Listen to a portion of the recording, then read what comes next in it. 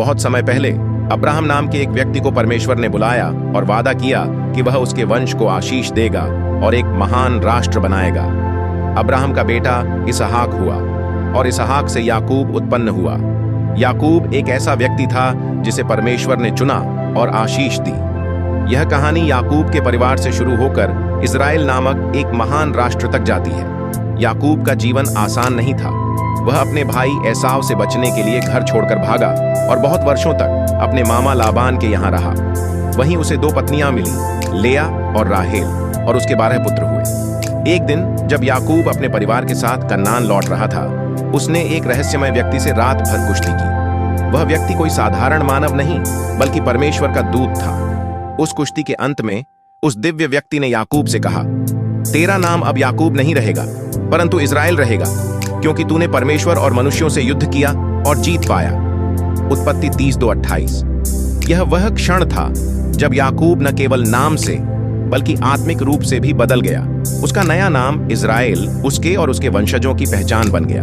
याकूब के 12 पुत्र थे, रूबेन, शिमोन, लेवी, यहूदा, इस्साकार, जबूलून, दान, नप्ताली, गाद, आशेर, यूसुफ और बिन्यामीन। ये 12 पुत्र ही आगे चलकर इज़राइल की 12 गोत्रों के प्रमुख बने।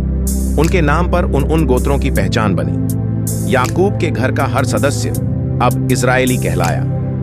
याकूब का सबसे प्रिय पुत्र यूसुफ था। उसके भाइयों ने उसे जलनवश मिस्र में बेच दिया, लेकिन परमेश्वर ने उसे मिस्र में ऊंचे पद पर बैठा दिया। वह फिरौन का प्रधानमंत्री बन गया। जब कनान में अकाल पड़ा, तब याकूब और उसका पूरा परिवार यूसुफ के पास मिस्र चला गया। यहाँ लगभग 70 जनों का परिवार मिस्र में बस गया। निर्गमन 1:5। परमेश्वर की योजना यही थी, एक छोटे से परिवार को एक बड़े राष्ट्र में बदलना। मिस्र में इज़राइलियों की संख्या तेजी से बढ़ने लगी। समय बीता और एक नया फिरौन आया जिसे यूसुफ का इतिहास नहीं मालूम था। उसने इज़राइलियों को खतरे के रूप में देखा और उन्हें गुलाम बना लिया। परंतु जितना वे सताए गए, उतना ही वे बढ़ते और फैलते गए। निर्गमन 1:12।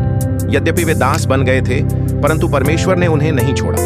वह उन्हें एक राष्ट्र के रूप में तैयार कर रहा था, एक चुनी हुई जाति जो उसकी आज्ञाओं को माने और संसार में उसकी ज्योति बने। परमेश्वर ने मूसा को भेजा ताकि वह इज़राइलियों को मिस्र की दास्ता से छुड़ाए। मूसा के नेतृत्व में परमेश्वर ने 10 विपत्तियां भेजी और लाल समुद्र को चीर दिया, जिससे इज़राइली मिस्र से बाहर निकल गए। मैं तुझे एक बड़ी जाति बना दूंगा।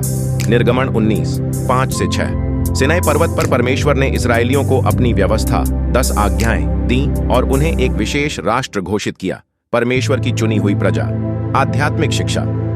परमेश्वर की योजनाएं अद्भुत और गूढ़ होती हैं। याकूब का एक छोटा सा परिवार मिस्र जाकर एक शक्तिशाली राष्ट्र बना। यह कोई संयोग नहीं बल्कि ईश्वर की दिव्य योजना थी।